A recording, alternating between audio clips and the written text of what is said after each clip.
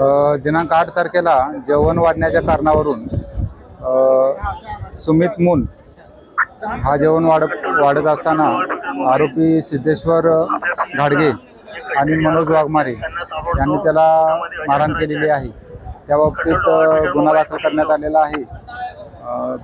जखमीचे medical देखील करण्यात आलेला आहे आणि वरती कायदेशीर कारवाई करण्याची प्रोसेस सुरू आहे।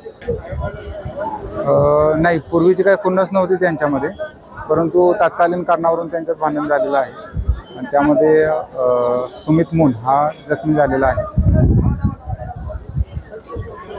मारणारे जे आरोपी आहेत त्यांच्यावर भादवी कलम 307 प्रमाणे गुन्हे दाखल आहेत।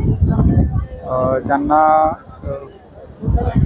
सातारा आणि कोल्हापूर मधील जेलमधून या ठिकाणी ट्रान्सफर करण्यात आलेला आहे आणि जखमी जो आहे तो शिक्षाबंदी आरोपी आहे, कैदी आहे